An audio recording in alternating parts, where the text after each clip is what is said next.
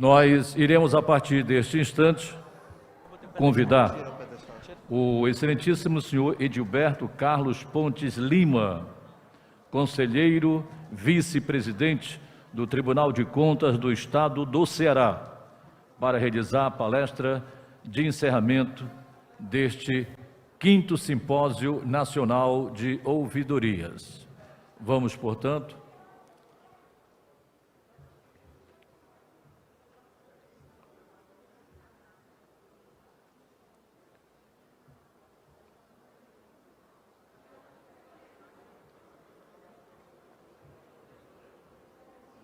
só para todo mundo sair, entendeu? Intervalo enquanto estão fazendo, eu fiz enquanto estão arrumando lá, eu fiz o intervalo falando aqui,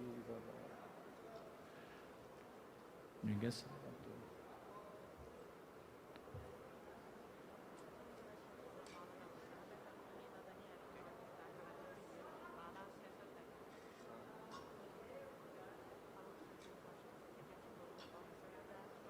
Ok. Então, mais uma vez, o nosso próximo palestrante, excelentíssimo senhor Edilberto Carlos Pontes Lima.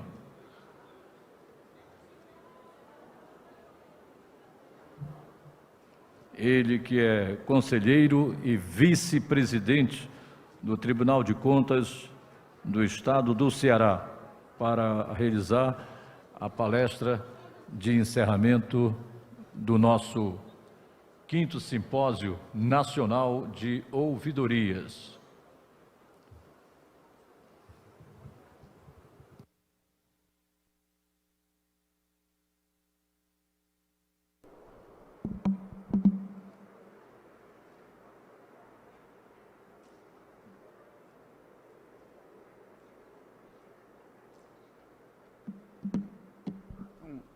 Alô, bom dia a todos, uma satisfação enorme participar deste evento, 5º Simpósio Nacional de Ouvidorias, um tema extremamente relevante, é uma alegria sempre muito grande estar aqui no Tribunal, no Estado do Amazonas, em especial no Tribunal de Contas. É a primeira vez que venho aqui ao Tribunal de Contas, vim antes aqui ao Estado do Amazonas, acho que em 2011, um evento grande que houve, mas não foi no Tribunal de Contas. Então, primeira vez que venho aqui, parabéns, belo auditório, belas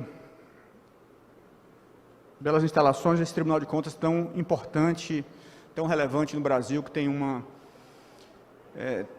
contribuição tão grande que tem dado à sociedade, não só do Estado do Amazonas, mas à sociedade brasileira. Então, cumprimento o conselheiro Érico, muito obrigado pelo convite, uma satisfação muito grande, cumprimento as professoras que deram palestras sensacionais, verdadeiras aulas sobre temas tão importantes. Cumprimento os demais conselheiros, o conselheiro Jales estava aqui há pouco, conselheira Rosa, todos os, conselheiro Josué estava aí há pouco também, aqui tem muitos amigos, conselheiro Júlio Pinheiro, conselheiro Mário Melo, conselheiro Iara, conselheiro Josué, eu não conhecia muito o pai, mas eu o vi agora aqui também, já o conhecia mas não pessoalmente ainda. Tudo bem, conselheiro? Um prazer conhecê-lo. Então, enfim, é um prazer enorme, e esse tema do conselheiro Ari também, um amigo querido, é um tema extremamente relevante, importante, que tem sido debatido em vários fóruns. Eu tenho já escrevi sobre isso, já falei em alguns fóruns sobre esse tema, da integridade pública, e o conselheiro Érico fez até menção agora, ele com toda a modéstia, na verdade ele coordenou um grupo, coordenou com muita maestria, sobre integridade pública nos tribunais de contas. E era um grupo do Instituto Rui Barbosa e da Atricom. Acho que eu posso tirar a máscara, né? Só aqui como distância garantida.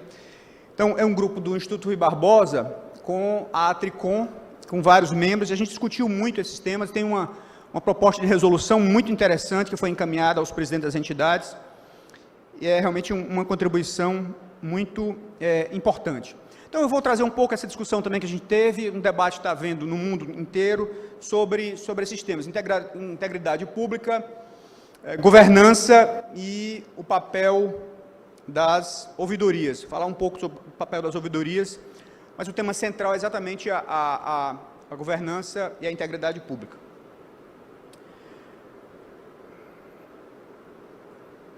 Primeiro, eu gosto sempre de começar essas discussões com alguns números. Eu acho que acho que um diagnóstico geral, para começar a entender as coisas, a gente tem que ter um bom diagnóstico, assim como um médico quer resolver um problema. A primeira coisa é ter um diagnóstico. Como é que está o estado? O estado das coisas. É bom ou ruim? Como é que é o estado das coisas? Então, quando a gente olha, de uma forma geral, há uma crise muito grande de confiança das instituições. Né? As pessoas, em geral, não confiam nas instituições públicas. Né? Não só no Brasil, mas em boa parte do mundo, isso acontece. Então, trouxe até uma pesquisa, por exemplo, que é nos Estados Unidos, para dizer que não é só no Brasil. O Instituto Gallup faz todo ano, faz isso desde 1973, então há muitos anos já, quase 50 anos, que ele faz essa pesquisa todos os anos, que ele acha como é que as pessoas estão vendo as instituições públicas de uma forma geral. E a gente vê pelos números que há uma desconfiança muito grande. Olha, veja, a igreja, tanto a igreja de uma forma geral, como instituição católica ou protestante, que apenas 21% das pessoas têm grande confiança na igreja. A Suprema Corte, essa instituição tão importante, tão central na vida dos Estados Unidos, na vida dos países em geral, mas dos Estados Unidos em particular, só 18% tem grande confiança e 21% confiam muito pouco. Apenas, olha, o Congresso Nacional, essa instituição tão chave, base da democracia, como todos sabemos, apenas 4% da sociedade americana tem grande confiança no Congresso. 13% confiam nas escolas públicas, apenas 13%. Gente, a escola pública, quem já conviveu nos Estados Unidos, já morou, sabe como é relevante. Quase todo mundo, não é só aquelas pessoas muito ricas nos Estados Unidos, muito bem situadas, é que estudam em escola privada. Todos os demais, a classe média inteira, além dos pobres, todos estudam nas escolas públicas. Então, é uma instituição central nos Estados Unidos. E apenas 13% confiam nelas, nas escolas públicas. No presidente da República, na época, isso todo ano se repete, por acaso aqui, eu peguei 2019 porque era um número antes da pandemia, então 24% confiam no presidente. Aqui era o presidente Trump, mas se fizer esse ano, com o presidente Biden também, o número não vai ser muito diferente. Então, há uma desconfiança generalizada, por exemplo, nos Estados Unidos, com as instituições públicas. E a gente olha no Brasil, o quadro é muito parecido. Também peguei o último número antes da pandemia, apenas 24% confiam muito no Poder Judiciário, e 26% não confiam, acham que o Poder Judiciário não é justo, que não decide bem, que não visa o interesse público. Boa parte das pessoas tem isso, essa desconfiança de que as coisas não funcionam bem. O Ministério Público, essa instituição tão reforçada pela Constituição de 88, que nós esperamos tanto, apenas 23% da sociedade brasileira confiam muito no Ministério Público. Congresso Nacional, os políticos, a Câmara, o Senado, apenas 7%, é um número parecido até com o número americano, que confiam no Congresso Nacional, 45% não confiam no Congresso Nacional. Os partidos políticos também são tão central, tão importante para a democracia, essa que faz a mediação entre a população e as instituições e as eleições, apenas 4%, gente, olha que número, 4% da sociedade brasileira confiam nos partidos políticos. No Supremo Tribunal Federal, também essa outra instituição tão relevante, parecido com a Suprema Corte americana, apenas 17% confiam muito, 33% não confiam de jeito nenhum. No Presidente da República, 28%, esse número varia, oscila um pouco mais, um pouco menos, mas regra geral é isso. Então, o ponto é esse, o primeiro diagnóstico. Há uma desconfiança generalizada nas instituições públicas, tanto nos Estados Unidos quanto no Brasil, e isso se repete em boa parte do mundo. E a gente vai olhar assim, gente, será que as pessoas, no Brasil, vamos olhar o caso específico do Brasil, elas estão sendo injustas com as instituições públicas? Não é um erro de percepção? As pessoas realmente, as instituições funcionam bem, as pessoas estão avaliando de forma errada?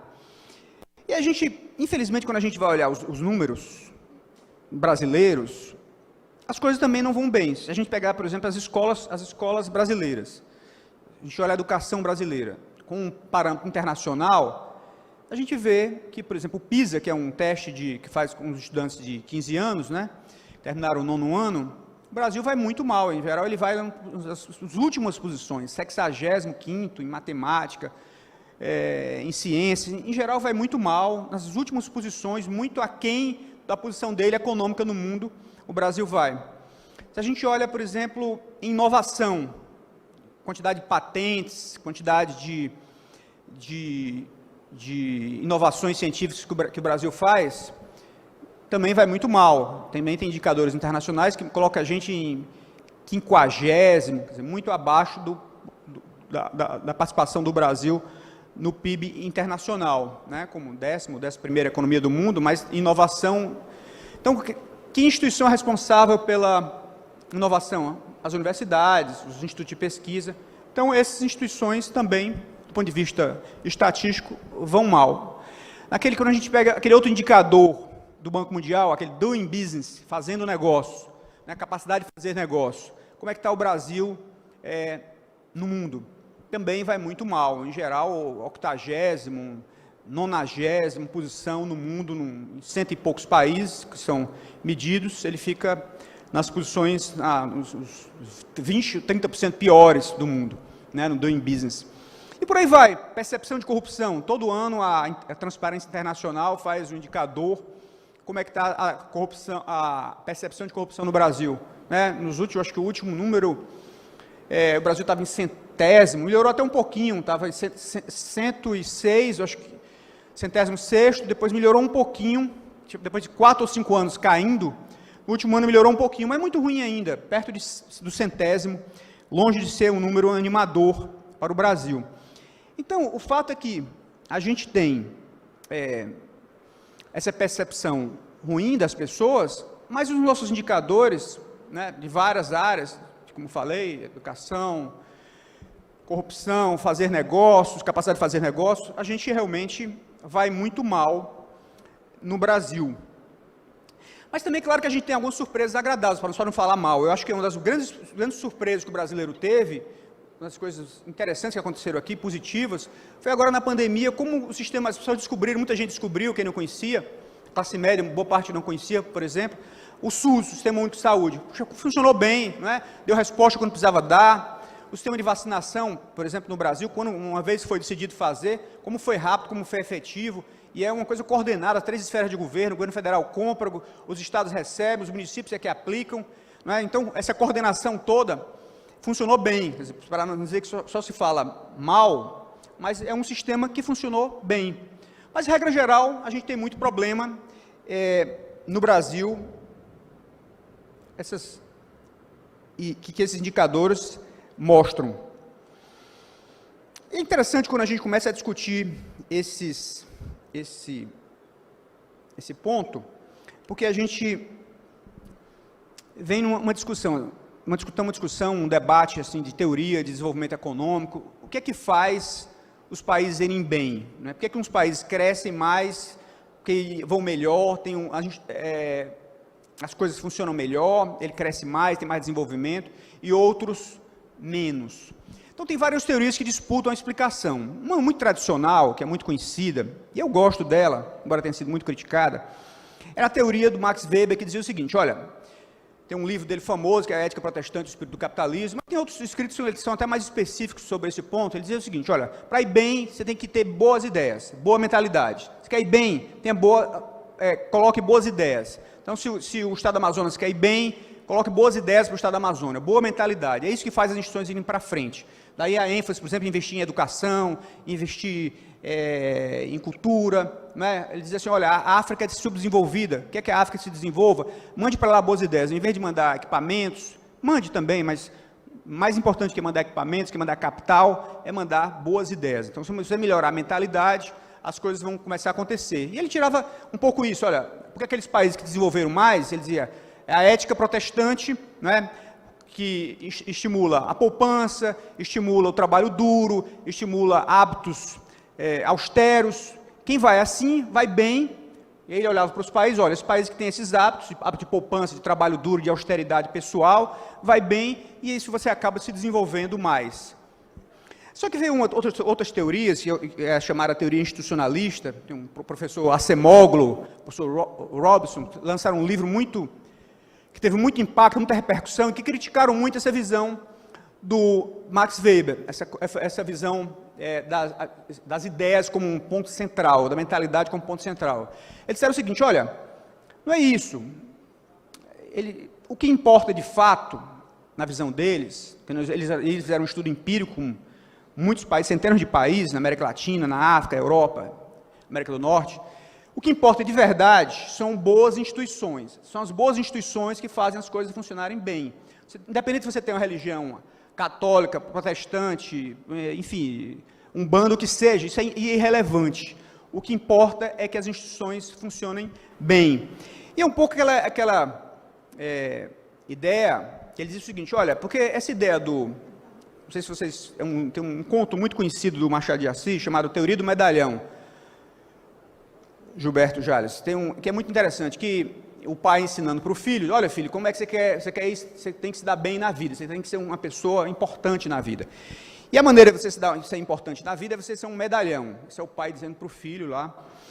E o filho, como assim, pai? Como é que eu faço para ser um medalhão? Aí ele começa a dar dicas, né? Basicamente era uma grande ironia do Machado de Assis, aquela sociedade, aquele momento, que a sociedade bacharalesca, de frases de efeito, e muita forma e pouco conteúdo.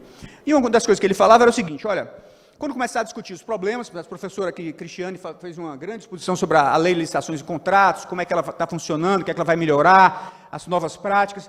Diga assim, olha, gente, antes de mudar as leis, mudemos os costumes, mudemos a mentalidade, mudemos a cultura. Parecia uma frase de efeito, mas do ponto de vista prático ela é paralisante. Porque, olha, ok, tem que mudar a cultura, tem que mudar a mentalidade. Então você não olha os problemas concretos, como é que aquela lei em si, se ela vai funcionar ou se não vai funcionar. Então, isso tem muito a ver com o ponto do Acemoglu, que, olha, independente da sua cultura, independente das suas convicções, da sua religião, se você tiver boas instituições, as coisas vão funcionar bem. Esse era o ponto do Acemoglu. E que tem influenciado muita gente. Essa teoria institucionalista ganhou prêmio Nobel de Economia, enfim, tem sido extremamente relevante nos últimos anos, como tem ganho o debate de o que é mais importante. Pois bem, e aí, então, se falando em instituições, a professora falou sobre os Objetivos de Desenvolvimento Sustentáveis, e nesses objetivos se coloca como as instituições, está no objetivo 16, mas ele perpassa todos os Objetivos de Desenvolvimento Sustentável, todos os 17 objetivos perpassa pelas importância das instituições, eficazes, responsáveis e inclusivas. Então, que é exatamente o que fala, a Agenda 2030 requer instituições inclusivas no sentido de que elas contribuem. É mais fácil entender inclusivas quando a gente entende o sentido de instituições extrativistas. Instituição extrativista é o oposto de instituição inclusiva. Instituição extrativista, que é exatamente isso que o Acemoglu fala, olha, gente, são instituições que atrapalham. Ela existe, tem até um teste. Se a gente imagina assim, olha, pensa em determinada instituição. Se amanhã se resolver acabar aquela instituição, o dia seguinte, os dias seguintes, os meses seguintes, os anos seguintes, a vida ficará melhor ou pior? Se ficar melhor ou ficar igual, aquela instituição é extrativista. Ela existe só para ela própria. Ela atrapalha mais do que ajuda.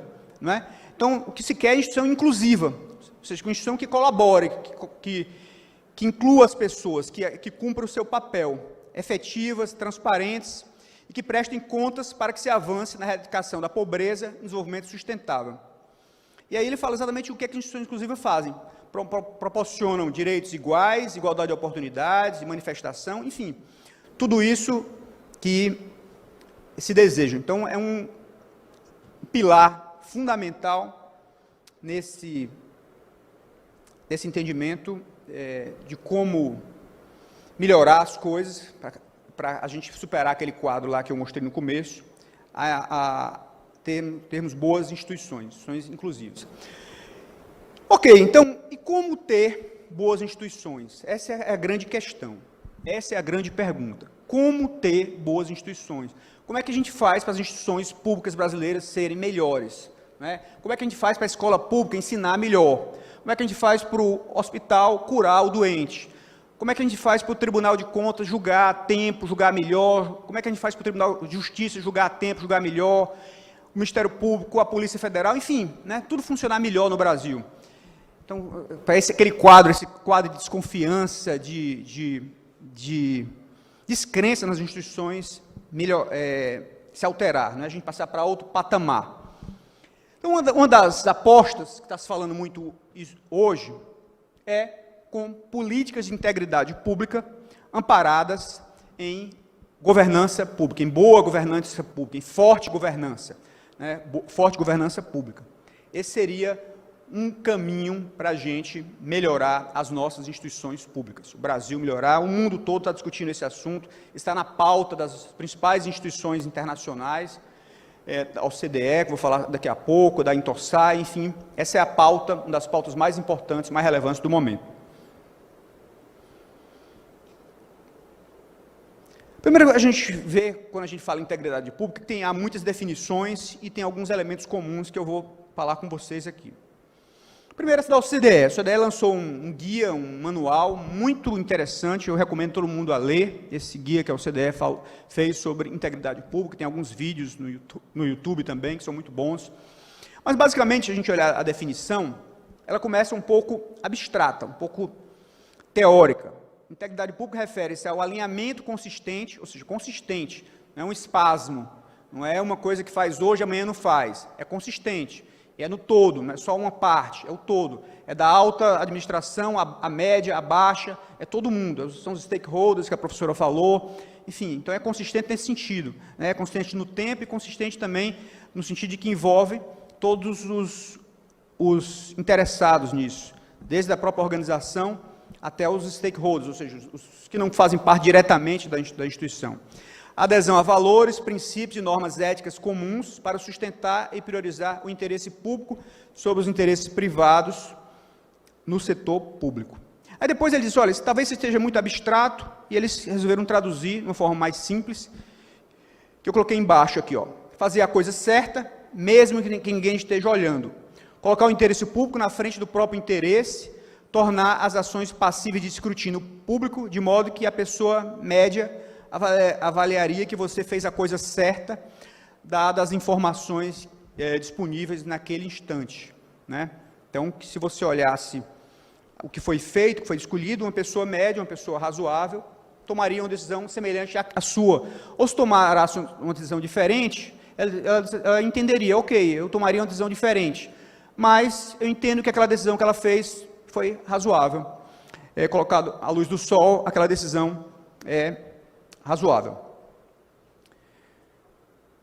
E esse conceito a gente pega lá atrás, né? Kant, que ele é o princípio transcendental do direito público, ele já falava sobre isso.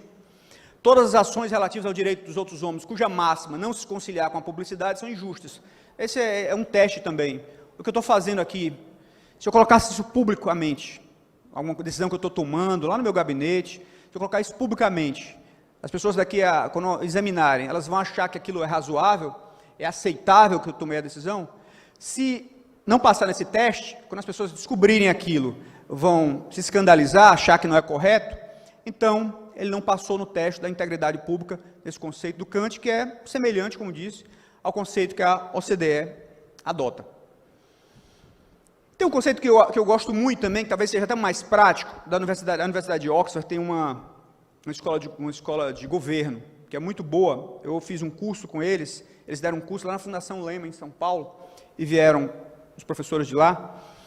Foi muito interessante, só sobre integridade pública. E o conceito que eles adotam é esse. É a busca genuína, integridade pública, busca genuína de uma instituição pública para legitimamente, com o máximo de seus esforços e meios, alcançar o legítimo propósito da instituição consistente com seus compromissos. Veja, gente, parece óbvio, mas quando a gente começa a aprofundar cada item desse, a gente vai vendo que tem muita nuance. A busca genuína, primeiro definir o que é busca genuína, não é? É buscar, cada um buscar o topo de si mesmo, cada professor na escola pública procurar o topo de si mesmo.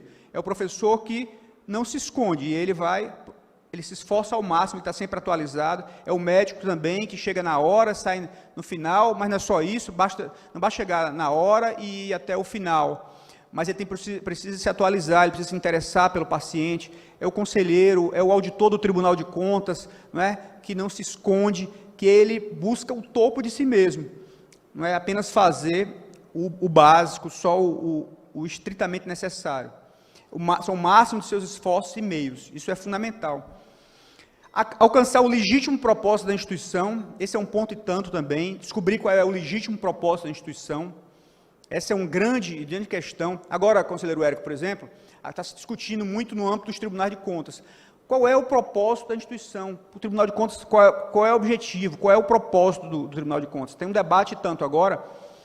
A gente olha, por exemplo, no passado, quando a gente lê aquele decreto lá do Rui Barbosa, quando criou o Tribunal de Contas, né, ainda no século XIX, ele dizia o seguinte: olha, aquela instituição de permeio entre a administração pública e o parlamento, né? Ele não faz parte nem do parlamento, nem da administração pública, vai ficar entre um e outro. E, basicamente, quando a gente já começa a aprofundar, a ideia do Rui Barbosa era o seguinte: olha, havia muito problema naquela época de despesas que não eram autorizadas pelo parlamento, né? Se faziam despesas que não havia autorização orçamentária.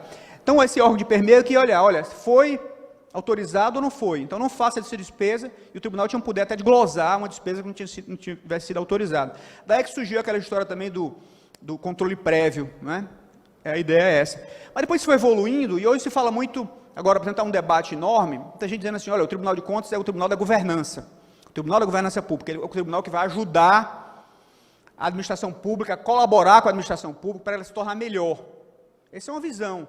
Aí, dentro dessa linha, tem a visão de avaliação de políticas públicas como um ponto central, como pilar dos tribunais de contas. Eles avaliarem políticas públicas, sugerirem, fazendo sugestões. Mas tem muita gente que não concorda com isso. Tem uma visão que é o propósito do Tribunal de Contas, aquele da Constituição, é basicamente que de julgar contas. Até se fala, por exemplo, que o Tribunal de Contas deveria ingressar em improbidade administrativa, e está se debatendo agora os impactos da nova lei de improbidade administrativa sobre os tribunais de contas.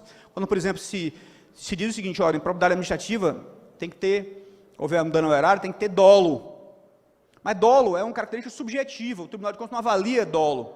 Mas muita gente tem defendido que o Tribunal de Contas tem sim um dever de entrar nesses aspectos subjetivos, né? Avaliar dolo, porque até se lembra assim: olha, mas PAD, tem muita gente que perde o emprego, é demitido num PAD, num processo administrativo disciplinar, a partir de uma improbidade administrativa que o PAD constatou. Como é que o tribunal não pode avaliar, então, improbidade administrativa? Como é que esse comando é voltado só para o Judiciário e o Ministério Público? Enfim, sem dar resposta aqui, esse não é o ponto. O ponto é, definir o propósito da sua instituição é fundamental. Não é? Você não sabe nem qual é o seu propósito, você está discutindo, debatendo ainda. E a gente aprende isso, gente, que propósito é uma coisa dinâmica, que as instituições elas sofrem mutações, não é? Essa instituição Tribunal de Contas, lá imaginada por Rui Barbosa, é totalmente diferente do que é hoje e vai continuar sendo diferente, todo dia vai mudar, e esses debates são saudáveis que ocorram. Mas o fato é que é fundamental você, uma hora, definir o seu propósito e agir em conformidade com ele. Outra coisa também que é interessante aqui nesse conceito: busca genuína de instituição para legitimamente. Gente, isso não parece pouca coisa, mas isso é fundamental. Fins legítimos, propósitos legítimos, mas também meios legítimos. Toda hora a gente vê isso, sem querer entrar em polêmicas, eu sei que cada um pensa de um jeito, mas gente com ótima intenção, muita boa intenção, mas que começa a atropelar procedimentos, começa a agir atropelando requisitos legais básicos, mínimos, né, que estão na legislação, começa a se atropelar. E aí depois vem anulação no Judiciário. Quantas operações, não é, de polícia, de Ministério Público, mesmo de Tribunal de Contas, decisões nossas aqui que são anuladas no Judiciário, naquela ânsia de fazer logo, decidir logo, aí alguém vai no Judiciário, e o Judiciário anula a decisão do Tribunal de Contas. Por quê? Porque o Tribunal de Contas não obedeceu ao devido processo, não deu o contraditório devido, não obedeceu determinada requisito do devido processo legal. Então, meios legítimos, isso é fundamental também para a integridade. Instituição que quer ser íntegra tem que ter fins legítimos, propósito legítimo, mas também tem que utilizar os meios legítimos. Instituição que não usa propósito legítimo, meio legítimo, gente, não é íntegra. No conceito da Universidade de Oxford, que eu concordo, não é íntegra. Ela pode ser bem intencionada. O objetivo é ser o melhor possível, mas se o meio não é legítimo, se um auditor do Tribunal de Contas resolve, amanhã, um auditor do Tribunal de Contas acordou hoje, hoje eu vou fiscalizar a Secretaria da Fazenda, e chega lá e encontra um monte de irregularidade, e chega e entrega para o chefe, olha, um monte de irregularidade que eu encontrei na Secretaria da Fazenda. Meio legítimo? Não, o meu não é legítimo, não é assim que a fiscalização do Tribunal de Contas se faz, não é porque o auditor acordou e vai lá na Secretaria A, B e C. Por mais que o propósito tenha sido legítimo, ele tenha encontrado coisas, realmente, irregularidades, mas o meio não foi legítimo. O meio legítimo do Tribunal de Contas não é esse, o meio legítimo ele tem lá o plano de fiscalização, ele tem a matriz de risco, isso é definido, o plano de fiscalização é aprovado no plenário do tribunal. Então, isso evita discricionariedade das pessoas, e evita voluntarismo, que às vezes dá bons resultados, mas muitas vezes dá resultados péssimos. Você começa a perseguir. Porque eu não gosto de fulano, eu vou lá naquela secretaria dele. Porque eu gosto, eu não vou. Então, quer dizer, a maior parte das vezes acaba indo em degenerescência, acaba degenerando. O meio legítimo também é uma proteção para todos, para a sociedade, de uma forma geral. Então, fundamental, meios legítimos.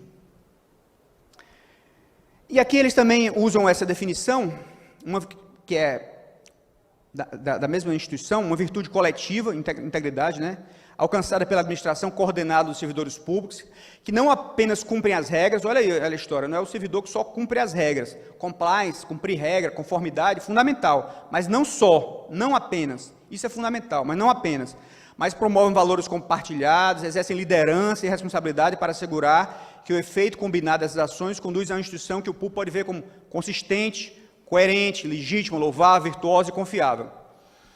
E é visto como o todo, né? A integridade do todo, da instituição como um todo. A Intosai, que é a entidade que reúne as instituições de controle externo no mundo, também tem a definição dela, que todas são semelhantes, refere-se à virtude, à incorruptibilidade, ao estado de ser intacto, não enfraquecido. Isso é interessante, não é apenas a ausência de fraude ou corrupção. Tu pode ter uma instituição completamente honesta, ninguém ali é corrupto, ninguém desvia um centavo, mas pode não ser íntegra, porque integridade é muito mais do que não ser, do que não cometer, que a ausência de fraude ou de corrupção, mas é também colocar o máximo dos seus esforços, como estava falando há pouco, não é? É atingir o topo de si mesmo.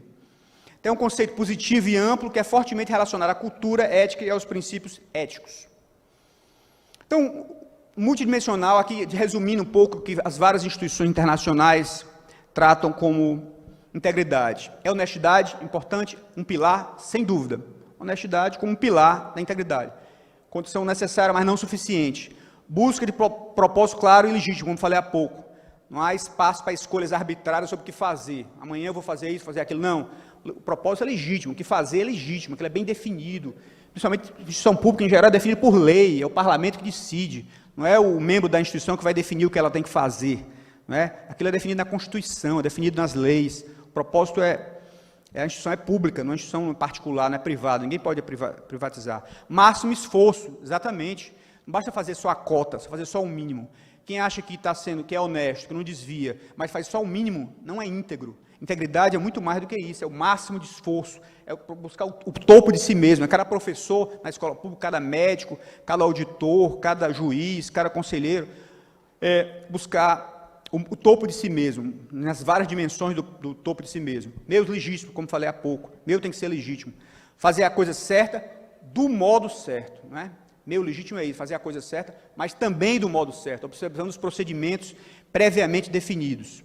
Então, consistência, coerência, confiabilidade e virtude. E aqui, então por isso que agora eu vou ligar com a governança. Com a governança, porque é um ponto interessante isso. Tem uma teoria muito, gerou inclusive o Prêmio Nobel de Economia, chamada teoria da escolha pública, Public Choice. Um sujeito chamado James Buchanan, mesmo nome do uísque, ganhou o Prêmio Nobel de Economia por isso, ele e outros pesquisadores, Gordon Tullock, que tem uma influência muito grande.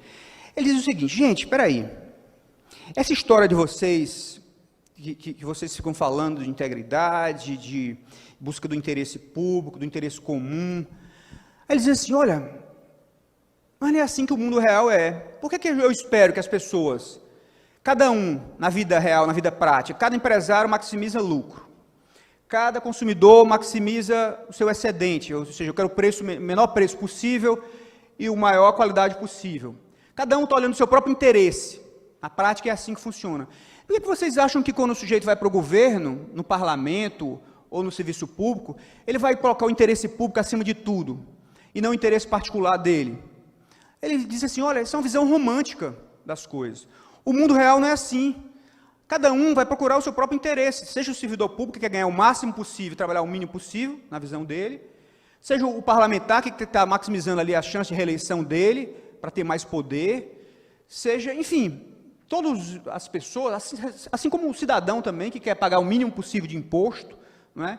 Então, ele minimiza muito essas noções de cidadania, virtudes cívicas. Para ele isso é meio que irrelevante, porque ele acha que cada um busca o seu máximo interesse. É assim que é o ser humano. Essa visão de busca do interesse público, do interesse comum, é uma visão romântica. E aí volta, é interessante isso tudo, porque volta. E aí, então o ponto deles é que as coisas não vão dar certo, é isso? Não, não é isso não. O ponto dele é outro. O ponto dele é o seguinte, é que volta a visão das instituições. Gente, o sujeito pode não ser anjo, e a gente olha, por exemplo, se a gente olhar a história dos Estados Unidos, século XVIII, lá quando eles estavam formando a Constituição Americana, aquele debate todo, tem aqueles Federalist Papers, né, o James Madison, que é muito citado, ele diz o seguinte, olha, os homens não são anjos, a gente sabe disso, então precisa ter alguém, um governo, para controlar esses não anjos, porque se a gente deixar esse povo solto aí, vai um destruir o outro, aquela história lá do estado natural, Hobbes, né? O homem é o lobo do homem, um destruindo o outro. Então como é que a gente faz para isso não acontecer? Precisa do governo. O governo é que vai dar, tem lei, tem cadeia, tem sanção, de vários níveis, para poder controlar os que não são anjos. Mas aí ele disse assim, olha, mas tá bom, mas o governo vai ser formado só por anjo? Todo mundo lá no governo vai estar interessado no interesse público, no interesse comum? Não, também não é assim, porque o governo é extraído da sociedade, extraído do povo, é gente do mesmo jeito, da mesma matéria, né? Claro que se tiver uma boa cultura, boa educação, formação cívica, tudo isso é importante, né? Do Max Weber, para não abandonar de todo o Max Weber, claro que isso é importante, né? Virtudes cívicas, isso existe, isso é importante. Mas a gente pode confiar só nisso, o ponto dele é esse. Então ele falava isso, olha, então quando eles formaram os Estados Unidos, disseram, ó, a gente tem que ter sistema de instituições que funcionem, sistema de pesos e contrapesos, sistema de checks and balances é exatamente isso, porque não são anjos, tem que ter controle interno, tem que ter controle externo, e tem que ter sistema de pesos e contrapesos. E aqui, eu estou apresentando a governança como meio, como é exatamente essa instituição, né, instituição no sentido lato da palavra, para a gente alcançar um alto grau de integridade pública no Brasil, de uma forma geral. Então, os três pilares da governança, aqui que eu estou considerando a liderança, na estratégia e no controle. Então, o que eu estou falando aqui é de governança da integridade, né? A governança da integridade. Um sistema de integridade precisa ter um bom sistema de governança, é isso que eu estou falando. Então, primeiro, a gente discutiu muito isso, né, conselheiro Érico, lá no nosso grupo lá de... Primeiro, fundamental, isso está nos manuais até, mas a gente vê isso na prática. Tem que ter envolvimento da alta administração, da alta cúpula, isso não pode ser, não adianta só o corpo, por exemplo, no Tribunal de Contas, só os auditores querem ter alta integridade se o presidente e os conselheiros também não estiverem envolvidos com isso, né? A alta administração precisa se... Então, o papel da liderança é muito grande. A liderança pelo exemplo de integridade. Também, gente, não adianta aquela história de que as palavras podem até convencer, mas é o exemplo que arrasta, né?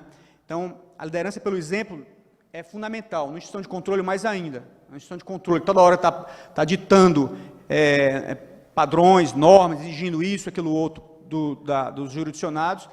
suas próprias licitações têm que ser perfeitas, não é? A sua própria execução orçamentária tem que ser perfeita, a sua transparência tem que ser radical, não é?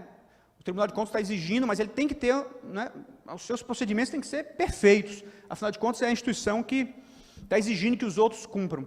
Então isso é muito interessante, porque funciona inclusive para o controle externo.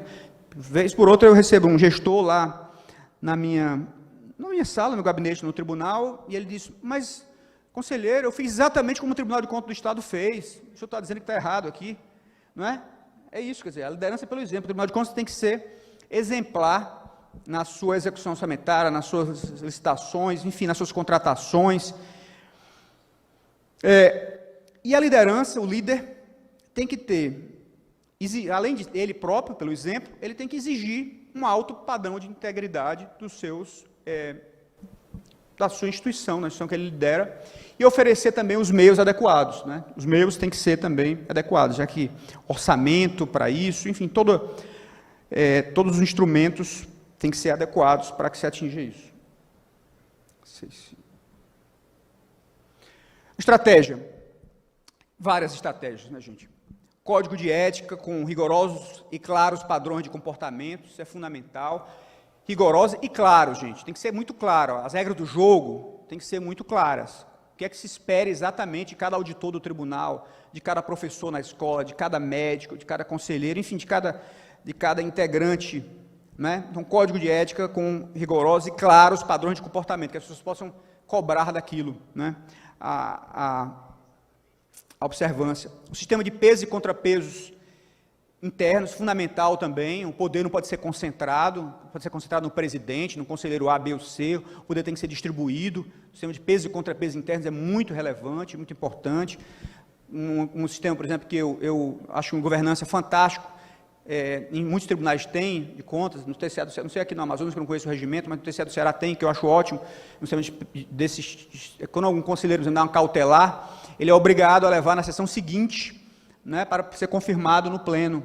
Então, eu vejo como o judiciário não tem isso, né, o judiciário alguém precisa gravar, né, para ir, mas o Tribunal de Contas tem, é obrigado a levar na sessão seguinte. É um sistema de peso e contrapeso, o poder de um conselheiro, individualmente, na sessão seguinte, ele já tem que submeter ao escrutínio dos demais, o Ministério Público pode se manifestar, é uma sessão pública, as pessoas estão vendo, não é? Então, é uma regra de governança, uma estratégia da governança, sistema de peso e contrapeso, muito importante. Segregação de funções também, relevantíssimo, né? O sujeito pode comprar. Eu lembro que a gente como gestor no tribunal, toda hora a gente tem experiência nesse campo. Lá tinha um caso que um sujeito comprava, ele decidia que tinha que fazer determinada reforma, depois é ele que conferia que a reforma fosse feita e ele depois pagava, quer dizer, o risco, por mais honesto que ele seja, digamos que ele seja um anjo, ótimo, vai ser perfeito, mas aquele sistema expôs a administração a um risco muito alto, né? E risco tem um preço também, isso é importantíssimo. Então, segregação de funções, por mais honesto, por mais correto que seja a pessoa, não se trata disso, é uma questão objetiva, para não expor a risco. Critérios, não só também na sua atividade administrativa, mas também na sua atividade fim, critérios objetivos de quem será auditado, preferencialmente com matriz de risco. As matrizes de risco também podem ser auditáveis, qualquer um pode ver que as ponderações que são adotadas, por que foram adotadas aquelas ponderações A, B e C, exatamente aqui para ver que não está se perseguindo ninguém, nem protegendo ninguém. Então, é fundamental isso, nessa estratégia de integridade, né? Os critérios objetivos de quem será auditado, estou falando no Tribunal de Contas, mas isso vale para qualquer instituição. Julgamentos previsíveis, devidamente fundamentados, sem pesos e medidas distintos conforme o jurisdicionado, também fundamental isso, esse negócio de organizar a jurisprudência do Tribunal de Contas, né, organizar súmulas, tudo que foi decidido ser muito claro, qualquer um pode consultar. Eu gosto de contar uma história que é interessante, conselheiro Érico. Uma vez eu estava no tribunal e ligou o nosso amigo, um advogado muito importante, mas é um amigo porque foi conselheiro do Tribunal de Contas do DF, o Jacobi. Ele disse assim, conselheiro, aquele jeito dele falar, bem característico, conselheiro, tudo bem, professor, como está o senhor e tal? Ah, muito bem e tal. Ele disse, olha, as informações de vocês, as decisões de vocês são secretas? Aí eu tomei um susto. Como assim, professor, por favor? Está tudo na internet, tudo, e estava mesmo. Só que estava, mas era tão difícil de achar, você tinha que ter o número do processo, ou tinha que ter uma palavra-chave que tinha que coincidir com o que tinha que ser decidido. Não é? Aquilo favorecia. Aí a gente criou uma ferramenta chamada Contexto, que é baseada no Google, que você coloca a palavra, qualquer palavra que você coloca, não precisa mais palavra-chave, se descobre tudo que foi decidido antes pelo tribunal. Isso foi excelente, porque foi ótimo para o jurisdicionado, ótimo para a sociedade e para nós mesmos. A gente passou, a cada vez que a gente decide, dialogar com decisões anteriores, nossas, do próprio conselheiro e do próprio tribunal. Não é?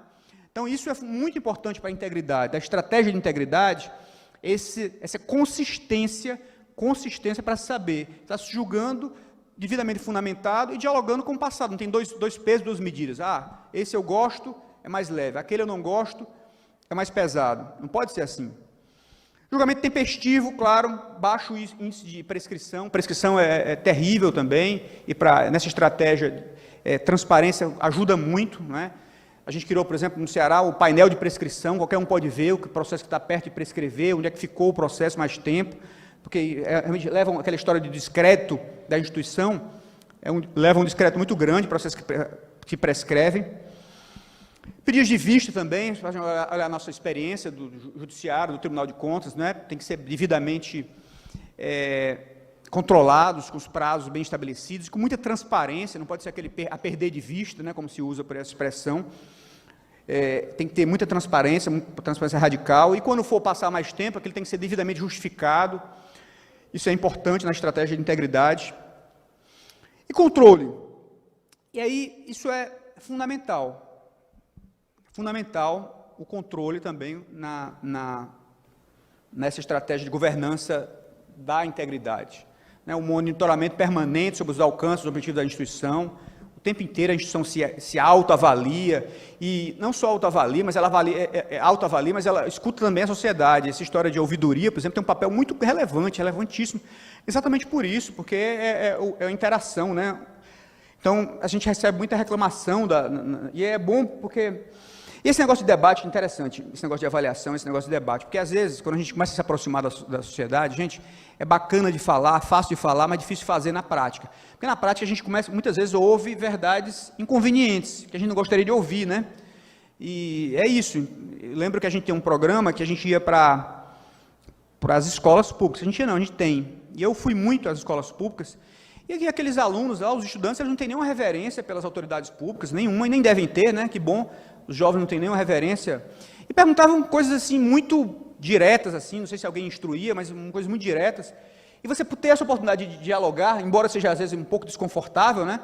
Mas ter a oportunidade de dialogar e mostrar outro ponto de vista, olha, tá bom, você tem, mas a sua visão às vezes é baseada em preconceito apenas. Quando você mostra, a pessoa às vezes se desarma, né? Realmente eu não tinha olhado por esse lado. Então esse lado, não se encastelar, não ficar na Torre de Marfim, e dialogar, ir aonde o povo está aberto a isso, pela ouvidoria, que é fundamental, mas não só pela ouvidoria, pelas diversas formas de aproximação com a sociedade, é muito importante. Se autoavaliar, mas ouvir a avaliação da sociedade. A gente estava até comentando lá no Congresso, teve lá aquele como é o nome? Observatório do Tribunal de Contas da União, né? Eles estão avaliando toda hora, com a lupa lá do Tribunal de Contas da União decide. Claro que eles têm um viés, né? Todo mundo tem seu viés, todo mundo tem seu interesse, a gente também não pode ser ingênuo, achar que não tem. Todo mundo tem. Para a história dos anjos aqui, não são anjos, mas é isso, cada um forma outro que forme outro, né? E vamos comparar as diversas avaliações, mas é fundamental ter abertura para isso. Corregedoria é fundamental. Sem corregedoria, a corregedoria acho que é um dos órgãos centrais do Tribunal de Contas, e qualquer instituição, na verdade. Uma corregedoria atuante, bem estruturada, que não persiga ninguém, mas também não proteja, né, que seja só uma ação entre amigos. É fundamental isso, no controle da boa integridade, para desvios de conduta serem bem apoiados, serem bem apurados e resolvidos. Ouvidoria com forte conexão com a sociedade, grande atuação interna, isso é fundamental, já falei há pouco, a ouvidoria tem um papel relevantíssimo na instituição, né? Não só, como o nome diz, ouvir, mas ouvir, disseminar na instituição o que foi ouvido, processar os dois lados, o lado do tribunal e o lado da sociedade, isso é fundamental e tem um impacto extremamente relevante na atuação da instituição. E o controle social, que tem muito a ver com a ouvidoria também, que é obtido por diversas formas, né, dessa aproximação, mas principalmente, eu acho, pela transparência radical. A professora falaram muito sobre isso, a diferença entre publicidade e transparência. Realmente, eu acho que eu até nem acho tão diferencio tanto assim. É porque, na minha visão, que a publicidade ela evoluiu. Antes, você considerava ser publicidade, atender o princípio da publicidade, publicar no flanelógrafo da prefeitura, depois no diário oficial. Isso era, depois de colocar na internet. Hoje a publicidade 4.0, vamos chamar assim, a transparência radical, para você realmente atender o princípio da publicidade, basta publicar no diário oficial, talvez do ponto de vista formal sim, mas do ponto de vista substantivo não. Publicidade de verdade é você colocar no site de forma mais simples possível. Se colocar numa linguagem hermética não adianta, não é?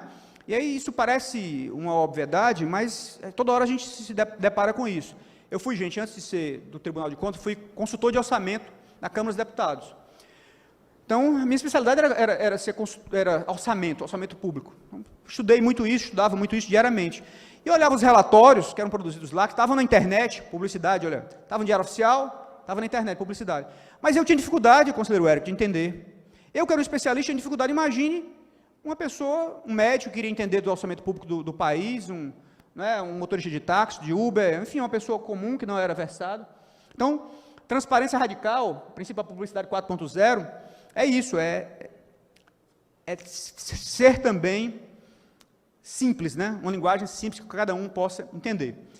Estou falando quase uma hora, já estou caminhando para encerrar, para concluir. Então,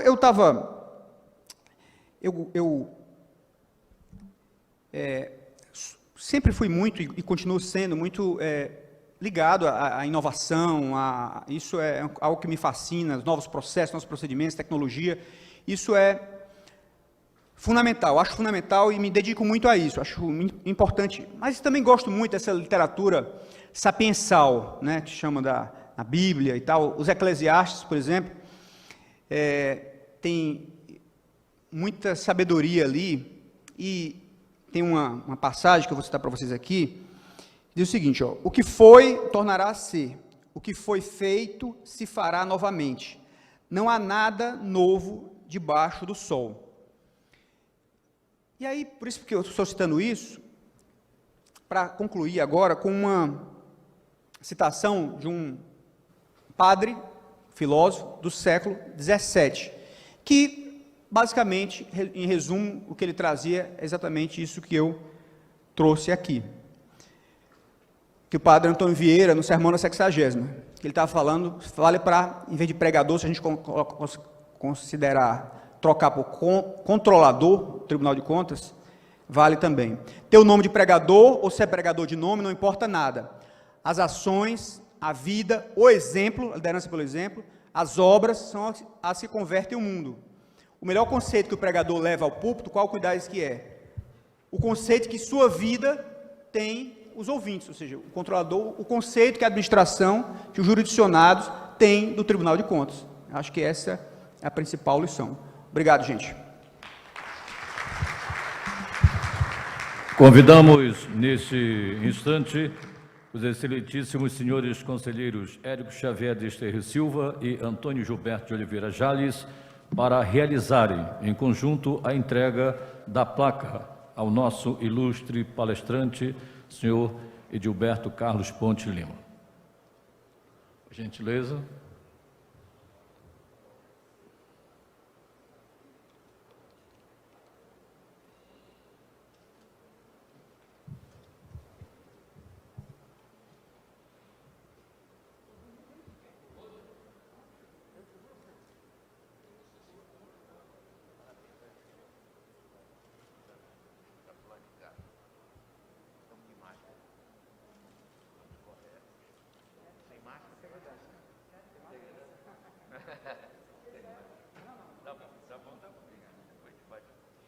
Vamos aplaudir o nosso ilustre palestrante, Edilberto Carlos Ponte Lima, conselheiro, vice-presidente do Tribunal de Contas do Estado do Ceará, que fez uma belíssima